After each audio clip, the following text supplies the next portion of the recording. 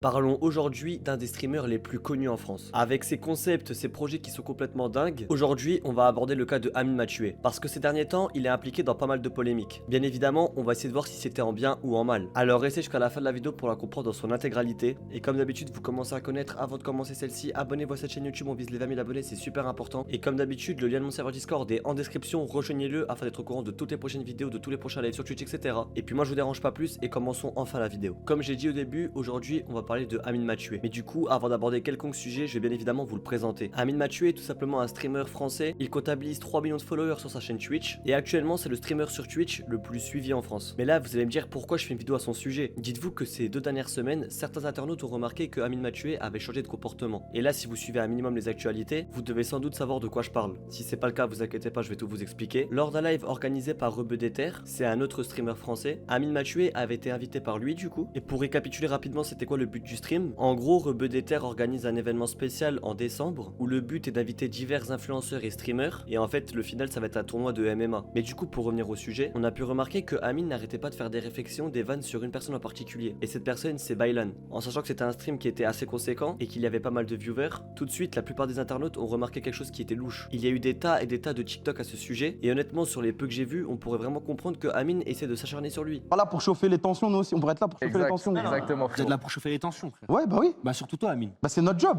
Comme ça après quand on casse, on a des trucs à dire. T'as dit quoi, storytelling? Surtout Bah toi. ouais. De quoi? Que t'engraines, que t'engraines, Tu gagnes quoi? que t'engraines. Eh mais c'est pas de battre contre Amine toi. Tu veux me vendre une formation ou quoi? Qu'est-ce que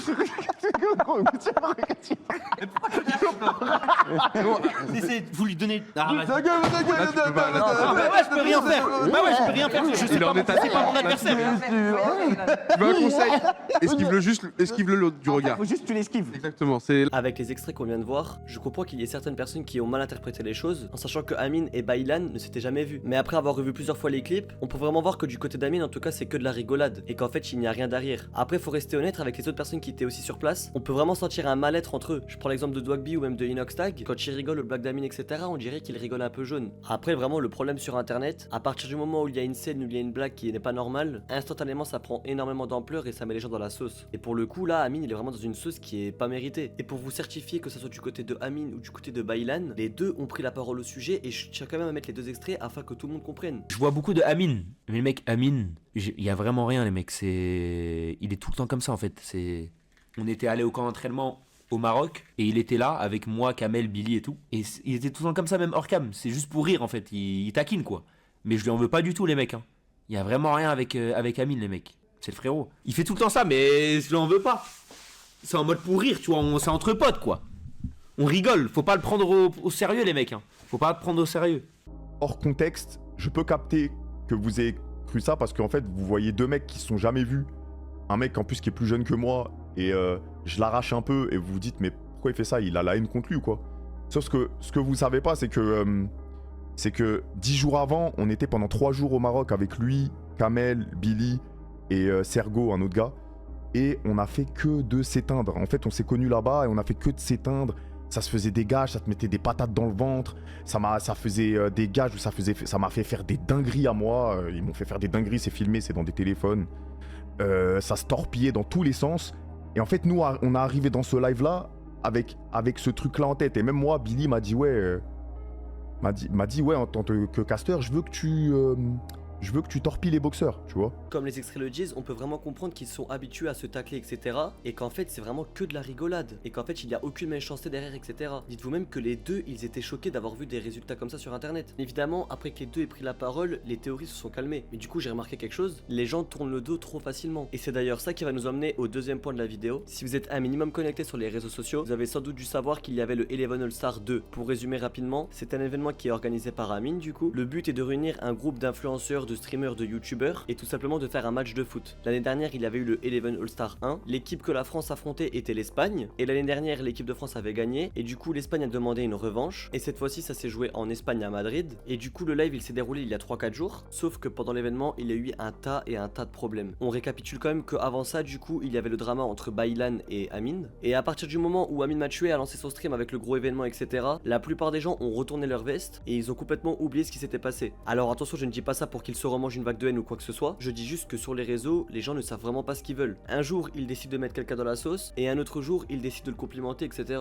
Mais pour revenir au sujet du Eleven All-Star, pendant toute la durée du match, il y a des personnes qui faisaient des gestes ou des comportements racistes dans les tribunes. Je ne vais pas rentrer dans les détails, je vais pas dire qu'est-ce qu'il faisait et qui il ciblait. Et là, vous allez surtout me dire quel est le rapport avec Amine. Et dites-vous qu'il y a certaines personnes qui ont pris la défense des gens qui faisaient ce genre d'actes. J'ai pu voir sur Twitter ou même sur TikTok que c'est à cause de Amine que certains participants de l'Eleven All-Star ont eu des menaces racistes. Mais là, j'ai envie de vous dire à quel point les gens sont stupides. À quel moment Amine il peut quelque chose dans cette histoire? À la base, il est là pour le divertissement et nous divertir. Et encore une fois, il y a certaines personnes qui cherchent la moindre petite chose pour le mettre en difficulté. Je le précise quand même et c'est rassurant d'un côté. Une grande partie des viewers, de la communauté, etc. étaient bien évidemment du côté de Amine et l'ont défendu. Mais je vais vous passer un extrait de la réaction de Amine lorsqu'il a vu que certaines personnes faisaient des gestes racistes dans les tribunes. Et par la suite, je vais vous montrer quelques commentaires que j'ai pu voir sur le TikTok. Je comprends pas comment c'est possible de prendre la défense de quelqu'un qui fait des gestes racistes et justement se retourner contre Amine.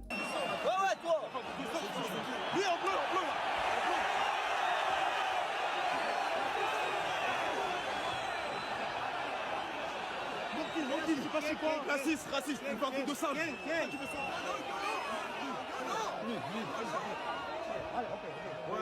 Non, non, ok, no problem.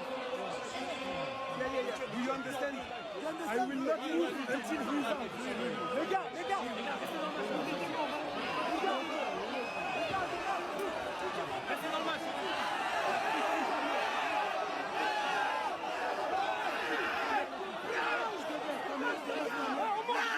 Comme vous avez pu le voir, on peut vraiment voir qu'il est énervé, etc. Et c'est tout à fait normal. Et quand je regarde les premiers commentaires du TikTok, il y en a qui a mis: je trouve ça indigne d'un joueur pro, il devait rester humble. Ou encore, Amine, il a cru que c'était Superman, il attendait que qu'on le retienne. En fait, les gens se sont amusés à le vanner tout simplement, en disant qu'il a fait le héros pendant la situation, etc. Mais du coup, si je devais donner un avis personnel, il a juste pris la défense de son pote en fait, et c'est entièrement logique. De plus, c'est pas le seul qui s'est mêlé de l'histoire. Je prends l'exemple de SDM, lui aussi s'est rendu devant la tribune et en fait a défendu Brooks. Donc ouais, franchement, j'ai pas capté pourquoi les gens ont attrapé sa veste sur ce sujet. J'ai peut-être une théorie, en sachant qu'il avait été visé par pas mal d'internautes sur le live de Rebeu des Terres, et après il se passe ce genre de situation, les gens en ont profité pour encore plus le rabaisser, et honnêtement je trouve ça dégueulasse, parce que là vraiment il s'est battu pour une cause qui en valait vraiment la peine, limite on devrait tous être unis contre le racisme, et il y a encore des personnes en 2024 qui font des blagues sur le sujet, etc. Après bien évidemment dites-moi ce que vous en pensez en commentaire, c'est toujours important de savoir, mais personnellement si je devais conclure cette vidéo et si je devais répondre à ce titre, en aucun cas Amine devient détestable, que ce soit pour l'affaire de Baylan ou même avec le Eleven All-Star, c'est un pilier dans le domaine du stream en France, il a des tas et des tas de projets en tête, et attraper sa veste parce qu'il a fait des vannes sur un autre créateur, etc. ou même parce qu'il a pris la défense de son pote au Eleven All-Star, les deux histoires ne sont clairement pas problématiques. Et dans les deux cas, il n'a rien fait de mal. J'ai surtout fait cette vidéo pour faire ouvrir les yeux aux gens, et surtout pour montrer à quel point Internet c'est dangereux, et aussi pour montrer que la communauté est vraiment toxique sur Internet. Et puis voilà, je pense qu'on a fait le tour du sujet. Dites-moi en commentaire si vous avez d'autres infos, ce que vous en avez pensé aussi. Comme j'ai dit au début de la vidéo, abonnez-vous à cette chaîne YouTube, on vise les 20 000 abonnés, c'est super important, je compte réellement sur vous. Et bien évidemment, le lien de mon serveur Discord est en description, rejoignez-le pour être au courant de toutes les prochaines vidéos, de tous les prochains lives sur Twitch, etc. Et moi je vous dis à vendredi pour une prochaine vidéo et merci de m'avoir écouté.